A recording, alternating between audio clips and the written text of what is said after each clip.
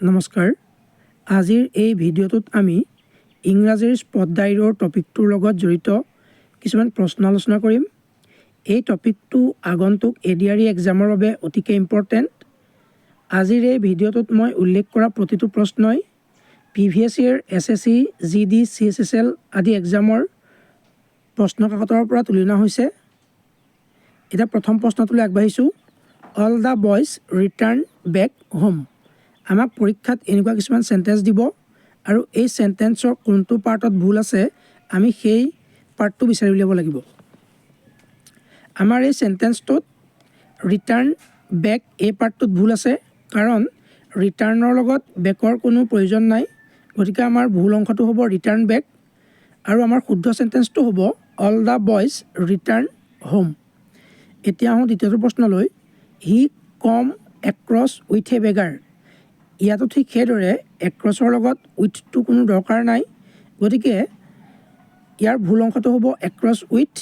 আৰু ইয়াৰ শুদ্ধ সেন্টেন্সটো হ'ব হি কমছ এক্ৰছ এ বেগাৰ পৰীক্ষাত আমাক শুদ্ধ সেন্টেন্সটো লিখিবলৈ নাহে ভুল হৈ থকা অংশটো বিচাৰিবলৈ আহিব as the party was going on মই উত্তৰটো কৈয়ে দিলোঁ as the party was going we noticed mister Roy fall back in his chair আমাৰ এই সেন্টেন্সটোত ভুল অংশটো এইটোৱেই as the party was going নহয় as the party was going on হ'ব আৰু ইয়াৰ শুদ্ধ ৰূপটো হ'ব as the party was going on we noticed Mr. Roy fall in his chair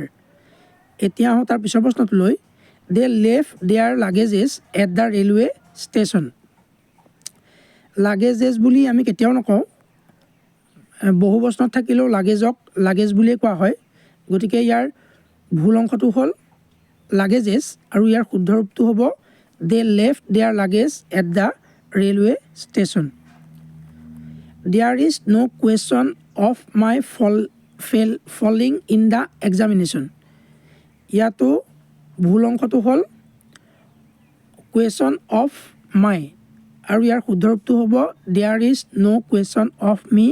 failing in the examination she sang very well is not it এটো আমাক tag question এটা প্ৰশ্ন দিছে আৰু আমাৰ ভুল অংশটো হ'ব is not it কাৰণ যেহেতু আমাৰ প্ৰথম খণ্ডটো subject plus V2 plus object ফৰ্মত আছে গতিকে আমি গম পালো এটো past indefinite বাক্য আৰু past indefinite বাক্য টেগ কৰোঁতে আমি didn't লগাব লাগে আৰু যেহেতু সাবজেক্ট সি গতিকে ডিডন্টৰ পিছত সি বহিব the sudden change of place effected her health ইয়াৰ ভুল অংশটো হ'ল ইফেক্টেড হাৰ হেল্থ ইয়াত ইফেক্টেড নহয় এফেক্টেড বহিব আৰু ইয়াৰ শুদ্ধ ৰূপটো হ'ব the sudden change of place affected her health Rahul sings very sweet when he is in a good mood ইয়াৰ ভুল অংশটো হ'ব ভেৰি সুইট কাৰণ ভেৰি সুইট নহয় ইয়াত হ'ব very sweetly after a long and fun filled day the children slept themselves peacefully ইয়াত ভুল খণ্ডটো হ'ল স্লেপ দেমছেল্ফ আৰু ইয়াৰ শুদ্ধ ৰূপটো হ'ব after A long and fun filled day the children slept peacefully একেবাৰে শেষৰ প্ৰশ্নটো আগবাঢ়িছোঁ she had resigned from the post ইয়াত আমাৰ ভুল আছে had resigned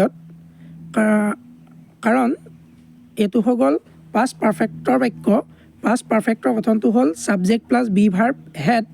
plus VT plus object আৰু ইয়াৰ শুদ্ধ ৰূপটো হ'ব she had resigned from the post যেহেতু ভিটি গতিকে ৰিজাইন নহয় ৰিজাইন্ড হ'ব আজিলৈ ধন্যবাদ